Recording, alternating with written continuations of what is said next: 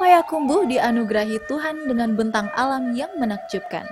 Dikelilingi dataran tinggi, bukit barisan, dan pegunungan, membuat pemandangan di sini rancak bana. Wilayah kota Payakumbuh dilalui 3 sungai, Batang Agam, Batang Lampasi, dan Batang Sinama.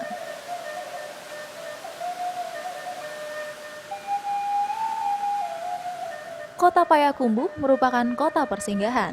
Letaknya tak jauh dari beberapa lokasi pariwisata ikonik Sumatera Barat seperti Lembah Harau.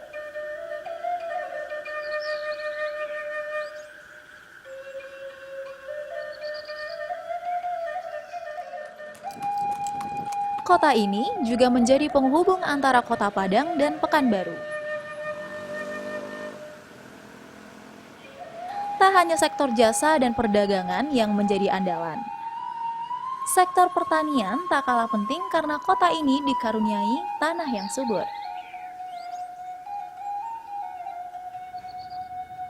Keindahan bentang alam saja tentu nggak cukup untuk meningkatkan kualitas hidup masyarakat di suatu daerah.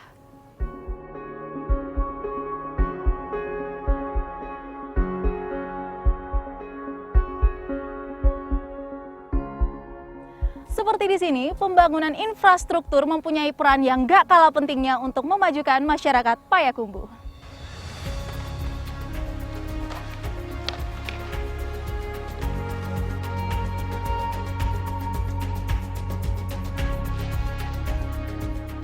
Payakumbuh merupakan kota terluas ketiga di Sumatera Barat setelah Padang dan Sawah Lunto. Berpenduduk sekitar 132.000 jiwa dengan luas 80 km persegi, dapat ditempuh sekitar 4 jam dari pusat kota Padang.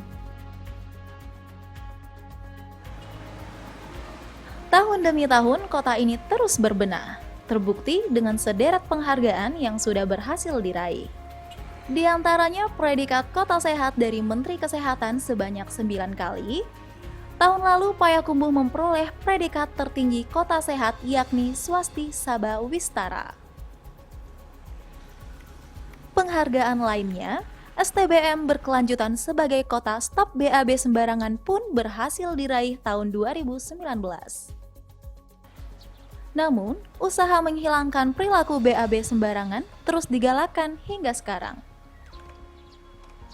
Berdasarkan data BPS 2019, BAB sembarangan terselubung di kota Payakumbuh mencapai 15,39%. Persentase ini masih terbilang cukup tinggi. Masyarakat masih banyak yang belum paham akan pentingnya sanitasi. Ketiadaan sarana sanitasi yang layak memaksa warga untuk membuang limbah mereka dengan cara menumpang di tempat umum, bahkan hingga ke kolam atau sungai. Faktor ekonomi warga yang kurang mampu menjadi penyebab sulitnya mengejar tingkat sanitasi yang layak dan aman. Bicara tentang sanitasi, terutama kita bicara dengan air limbah domestik.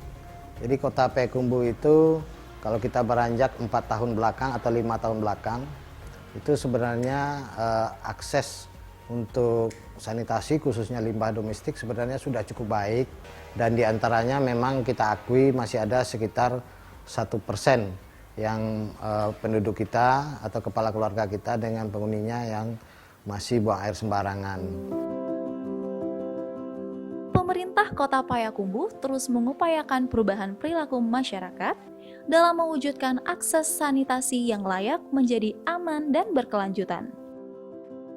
Arah kebijakan tersebut sejalan dengan arah kebijakan nasional di sektor limbah. Untuk meningkatkan akses sanitasi bagi masyarakat Kota Payakumbuh, pemerintah daerah Kota Payakumbuh mengikuti program hibah air limbah setempat atau HALS yang diselenggarakan oleh pemerintah pusat. Payakumbuh merupakan satu dari 49 kabupaten kota yang terpilih mendapatkan program HALS tahun ini. Program hibah air limbah setempat adalah program pemberian hibah dari pemerintah pusat kepada pemerintah daerah yang bersumber dari dana APBN.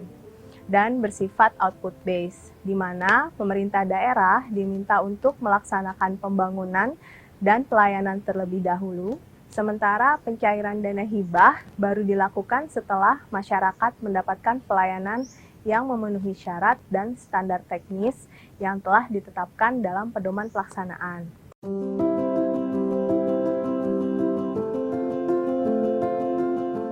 Sejak tahun 2017 hingga saat ini, telah dibangun 1.101 tangki septik individu di 35 desa dengan dana 3,3 miliar rupiah. Salah satunya di Desa Padang Tiakar yang saya kunjungi ini. Desa Padang Tiakar menjadi salah satu contoh bagaimana program hibah air limbah setempat berhasil diterapkan di Payakumbuh.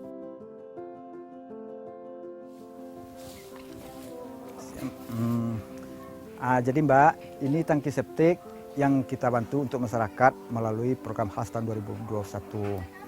Tangki septik ini jenisnya pabrikasi, bukan base beton. Kita pilih ini karena ada berbagai alasan. Yang pertama, ini sudah terjamin, sudah melalui proses akreditasi dan proses penelitian. Jadi hasil buangannya memang tidak mencemari lingkungan lagi. Yang kedua, dengan menggunakan tangki pabrikasi, itu prosesnya cepat, karena kita langsung gali, langsung kita pasang. Dan yang ketiga, dengan menggunakan aplikasi, apabila suatu saat nanti ibu ini memindahkan rumahnya, dan ini bisa kita angkat lagi, kita pindahkan tempat yang baru. Jadi itu keuntungan kita menggunakan tangki pabrikasi. Kalau boleh tahu Bu, kalau dulu itu kenapa bisa sampai nggak punya septic tank Bu? Karena belum ada dana buat bikin septic tanknya. Terus kalau misalnya buangnya itu di mana? Kita buang di saluran tanah langsung aja. Kalau sekarang kan udah punya tuh. Manfaat yang Ibu rasakan sama keluarga itu apa Bu? Sangat bermanfaat kalau kita mau buang air besar malam-malam udah bisa sendiri ke sini. Dan manfaatnya sangat besar bagi kita.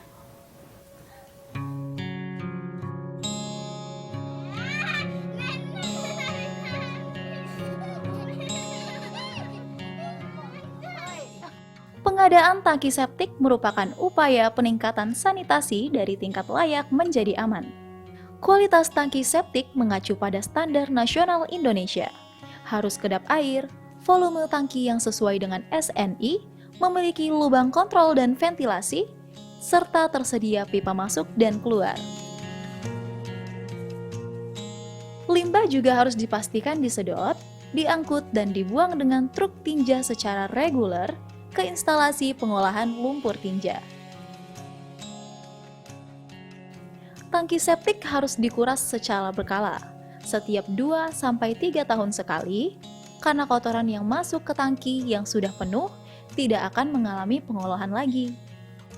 Jika kotoran dalam tangki tidak disedot setiap 3 tahun, kotoran tersebut bisa merembes ke tanah dan mencemari lingkungan, termasuk mencemari air tanah yang digunakan masyarakat sebagai sumber air bersih. Adanya instalasi pengolahan limbah tinja menjadi salah satu syarat untuk ikut serta program HALS. Begitu juga di sini. Ini adalah SEC, itu kependekan dari Solid Separating Chamber. Ini adalah bangunan yang pertama pada saat mobil penyedot tinja dari konsumen memasuki PLT. Ini mobil langsung membuang kepada bangunan pengolah ini, di mana masing-masing SC ini sudah ada 8 kolam dengan sekat, dan ini terjadi pemisahan antara cairan dengan lumpur. Pada periode-periode tertentu, kita lakukan durasi tertentu, itu terjadi pemisahan lumpur dengan cairan, di mana cairannya nanti masuk ke kolam anaerobik, sedangkan lumpurnya kita pindahkan kepada sludge drying bed yang bangunannya seperti di sini. Jadi di sini merupakan suatu proses pengeringan dari lumpur yang berasal dari SEC. Di sini kita lakukan pengeringan, dan lumpur ini nantinya ini bisa kita manfaatkan sebagai salah satu pupuk organik. Nah, sedangkan cairannya sendiri dari kolam anaerobik itu terjadi pengolahan secara kimiawi. Jadi ada namanya kolam anaerobik 1, kemudian mengalir ke kolam aerobik 2, sebelum nanti itu mengalir lagi ke kolam fakultatif yang kita harapkan terjadi pengolahan secara kimiawi, di mana dalam cairan itu kita yakini masih ada lumpur dan kita harapkan lumpur itu menjadi vlog sehingga melakukan pengendapan sehingga cairan ini makin jernih sampai nantinya ke kolam maturasi sampai kepada wetland, dan wetland itu ada indikator tumbuhan yang sebagai parameter kita membuktikan apakah cairan kita itu masih berdampak kepada lingkungan atau tidak. Dan sebelum melakukan pembuangan akhir ke badan-badan penerima, cairan itu nanti kita campurkan dengan sejenis bak klorin atau bak kontrol, sehingga nantinya cairan ini benar-benar kita yakini tidak lagi menimbulkan dampak kepada lingkungan. Demikian.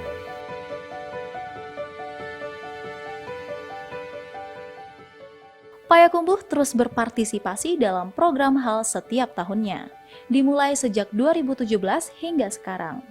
Setiap tahun terjadi tren penurunan tingkat buang air besar sembarangan di sini. Sekarang, infrastruktur sudah rampung dibangun. Manfaatnya pasti sudah dirasakan langsung oleh warga. Biar lebih yakin, kita tanya satu warga lagi tentang manfaatnya. Nah, sekarang kan Ibu udah punya septic tank sendiri tuh, Bu. Kira-kira manfaat yang Ibu rasain itu apa, Bu? Kesehatan, nyaman, bersih, nggak bau lagi. Selain meningkatkan kualitas kesehatan masyarakat dan lingkungan, program ini termasuk upaya mengentaskan perumahan kumuh dan pemukiman kumuh. Ini dikarenakan air limbah termasuk dalam parameter tingkat kekumuhan. Penyediaan peresanan air limbah untuk masyarakat, terutama masyarakat berpenghasilan rendah, itu akan tetap kita tindak lanjuti dalam aspek keberlanjutan. Jadi kontinuitas terhadap pelaksanaan program ini tentu akan kita lanjutkan. Mengikuti program HAL tidak sulit, tentunya harus memenuhi readiness kriteria yang ditetapkan oleh teman-teman dari pemerintah pusat. Yang terpenting itu adalah kita memiliki dokumen-dokumen tentang perencanaan program sanitasi, kemudian ditambah dengan ketersediaan prasarana pendukung seperti yang kami sampaikan tadi, adanya IPLT, dan itu adalah suatu keharusan sehingga apa yang kita laksanakan ini itu keberlanjutan pengolah limbahnya tetap terpelihara. Program HAL tentunya sangat membantu kita. Yang pertama itu tentu meningkatkan kualitas kesehatan derajat hidup masyarakat, kemudian memberikan pembelajaran kepada masyarakat. Karena dengan program HAL ini masyarakat menjadi lebih tahu bahwa inilah model tangki septik yang teknis atau yang dianggap tidak mencemari. Kita harapkan ini akan memberikan multiplier efek kepada masyarakat. Adanya masyarakat yang mampu membuat tangki septik secara mandiri juga dapat meniru apa yang sudah dilakukan oleh pemerintah, di mana kita sudah mengikuti program ini sejak tahun 2017. Alhamdulillah, dari 2017 sampai dengan 2020 ini sudah lebih 3.038 kepala keluarga yang kita kesediakan peresanan air limbah domestiknya, dan sebesar 1.100 kepala keluarga itu dialokasikan melalui program HAL ini. Artinya dari pencapaian kita selama 4 tahun sampai 2020 ini, penyediaan peresanan air limbah itu lebih 30% itu bersumber dari program HAL.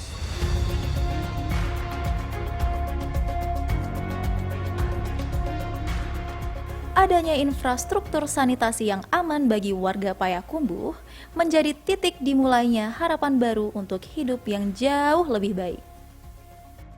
Semoga perubahan ini juga bisa diikuti oleh daerah-daerah lainnya yang mengalami cerita serupa. Dari kebersihan, kemajuan sebuah daerah dimulai. Dari sanitasi yang aman dapat mencetak generasi masa depan yang lebih cemerlang. Setelah pemerintah kota kabupaten dinyatakan layak untuk mengikuti program hibah air limbah setempat dan dapat memenuhi persyaratan sesuai yang diatur di dalam pedoman pengelolaan program hibah air limbah setempat, Kementerian Keuangan akan menerbitkan surat persetujuan penerusan hibah yang akan ditindaklanjuti dengan pelaksanaan penandatanganan hibah perjanjian hibah daerah antara Kementerian Keuangan dengan kepala daerah. Untuk mengikuti program hibah air limbah setempat, persyaratan utama bagi setiap pemerintah kota kabupaten tentu saja memiliki instalasi pengolahan lumpur tinja dan masih memiliki idle capacity untuk bisa mengelola lumpur tinja dari tangki septik yang nantinya terbangun. Kami akan melaksanakan survei baseline untuk mengecek kesesuaian daftar calon penerima manfaat yang disampaikan oleh pemerintah daerah dengan persyaratan kriteria yang diatur dalam pedoman pengelolaan hibah air limbah setempat. Kemudian setelah pelaksanaan perjanjian atau penandatanganan perjanjian hibah daerah tersebut, baru pemerintah daerah dapat melaksanakan konstruksi pembangunan tangki septik sesuai dengan kriteria teknis yang telah ditetapkan dalam pedoman.